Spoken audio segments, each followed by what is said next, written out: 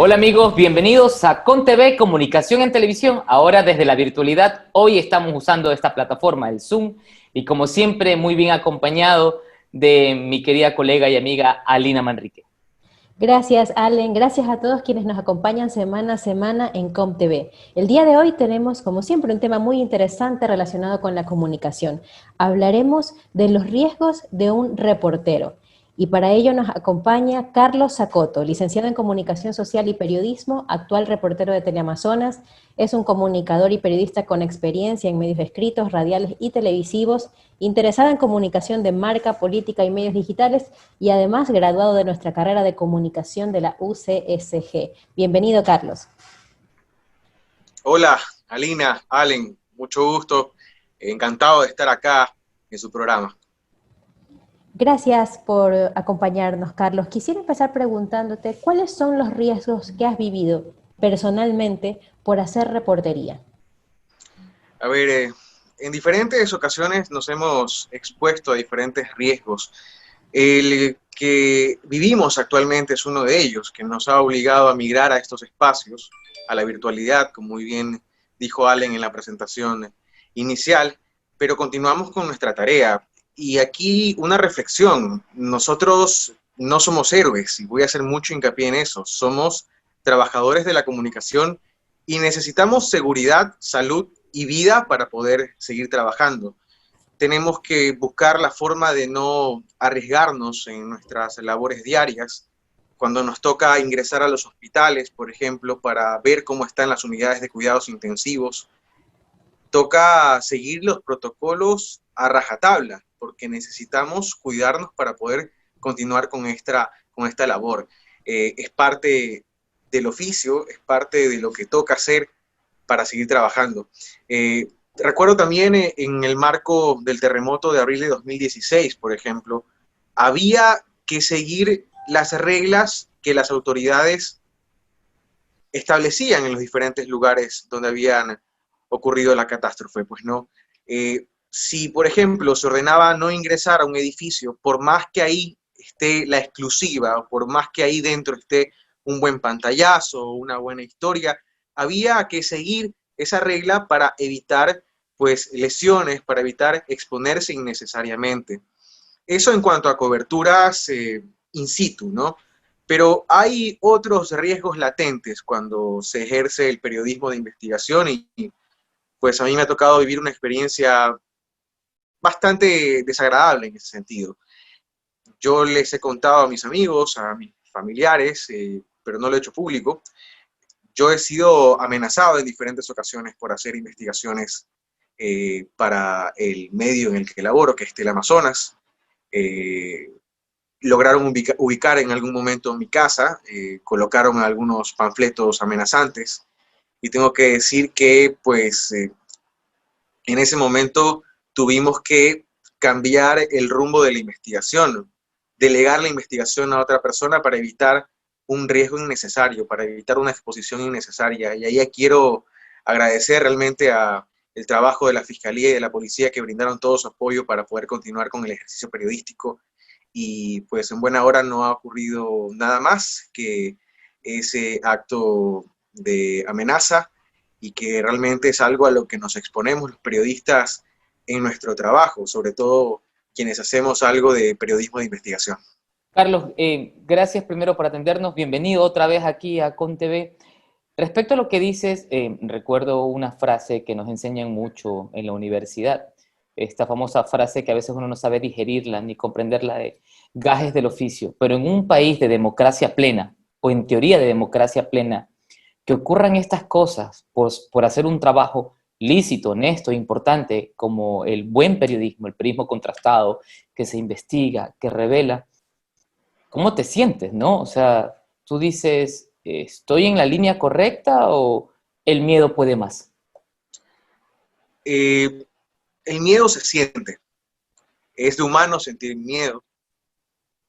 Quienes laboramos en esta profesión tenemos un sentido humano eh, desde que empezamos en las aulas, porque nuestra obligación es tener mucha empatía con la gente. Entonces, ese sentido de humanidad está permanentemente activado en nuestro trabajo. El miedo se siente. Si tú me preguntas si se siente respaldo de parte del Estado, yo te diría que a veces no. Yo te diría que una forma de respaldar el trabajo periodístico de investigación es por lo menos tomarlo en cuenta para investigaciones de parte de las autoridades de control, por ejemplo, la Fiscalía. Es decir, eso también es parte del respaldo a los periodistas, no solamente la seguridad física o firmar algún acuerdo para decir que en el país vamos a proteger la libertad de expresión, vamos a proteger a los periodistas, sino también tomar en cuenta las investigaciones para iniciar procesos desde la Fiscalía. A veces ocurre que quienes son denunciados en televisión salen libres. Quienes son denunciados en televisión reciben beneficios que a la larga hace que el periodista se cuestione. ¿Me estoy ganando enemigos de gratis? Claro, es decir, ¿para qué sirvió mi trabajo? Realmente... Pero Carlos, Carlos, yo tengo una pregunta. Conociendo que el respaldo de las autoridades al periodismo, a la reportería es insuficiente, ¿vale la pena ese riesgo que toman los periodistas como tú si el concepto de primicia es realmente relativo en estos días? ¿Vale la pena correr esos riesgos? Se correrán los riesgos necesarios en un inicio, pero a la larga, si no hay protección de parte, o al menos respaldo de parte de las autoridades de gobierno, el periodista le empieza a pensar dos veces, empieza a autocensurarse.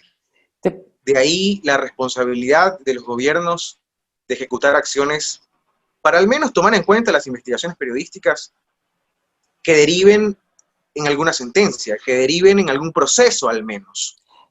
Pero si no ocurre, hay una desprotección absoluta. Te pregunto cuáles son nuestros límites, Carlos, porque detrás de cada uno de los periodistas hay una familia, pueden haber esposa, hijos, padres, en fin. Y tenemos un caso emblemático en este país que fue lo que ocurrió con nuestros colegas de Diario El Comercio, cuando finalmente el mismo Estado fue incapaz de protegerlos y hasta este mismo rato no se sabe qué exactamente ocurrió. Vale, como dice Alina, ¿cuándo uno sabe hasta aquí llego? O sea, esta frontera no cruzo, porque a veces no nos damos cuenta en el ímpetu, en la vorágine de este oficio, que uno se apasiona porque este es un lindo oficio. ¿Hasta dónde llego? ¿Cómo marco ese límite? Sí, es parte del olfato periodístico también. Es parte de la intuición de los profesionales de la comunicación saber con quién sí, con quién no, hasta dónde sí y hasta dónde no. ¿Hasta dónde no llegas? creo que hay una receta, no creo que hay un manual. Es parte del olfato, pero si hay una situación real de peligro que compromete tu integridad, incluso tu vida, no sería muy inteligente arriesgarse.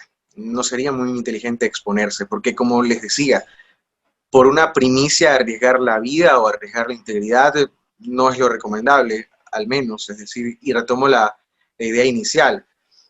Necesitamos vida, necesitamos salud para poder seguir trabajando, básicamente eso. Carlos, tú iniciaste esta conversación sobre el riesgo biológico en el contexto del coronavirus. Quisiera que nos cuentes, que le cuentes a la audiencia de ComTV más R, cómo se han modificado estas dinámicas de producción noticiosa frente a la pandemia. ¿Cómo se ha encarado este riesgo biológico con el que convivimos? Exactamente como lo estamos haciendo en este momento, recurriendo a los medios digitales.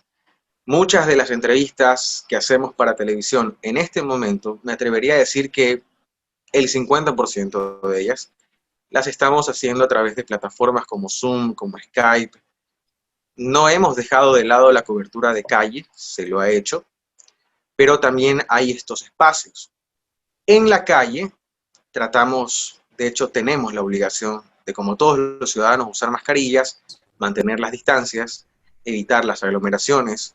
De hecho, es muy interesante porque estamos en un momento electoral que en nuestro país ha estado marcado por las tarimas, las convocatorias, las marchas, pero hasta eso incluso se ha visto modificado. Ahora vamos a una rueda de prensa de movimientos políticos, por ejemplo, y los candidatos guardan las distancias, las sillas están separadas, ya no se pregunta o no estás, digamos, entre los reporteros, entre la gente, hay cierto orden y creo que nos hemos podido adaptar en este contexto. Y las herramientas digitales evidentemente son una herramienta, un recurso muy válido para poder seguir trabajando. Quiero terminar este bloque, Carlos, con una pregunta, retomando una idea de la cual es sacado un poco la esencia de lo que dijo Alina y también tú, que en este siglo XXI hablar de primicia o exclusiva me parece que está un poco de más, ¿no? Cuando tenemos una sociedad que accede a la información de inmediato. Esta dinámica también nos hace reflexionar sobre qué tipo de información voy a llevar en el noticiero estelar para el que tú trabajas, por ejemplo, y no necesariamente estar destapando el ultra informe secreto. No, absolutamente. O sea, nosotros no podemos competir ya con la inmediatez de las redes. No se puede, esa es una batalla perdida. El que diga que puede con eso está mintiendo. No se puede.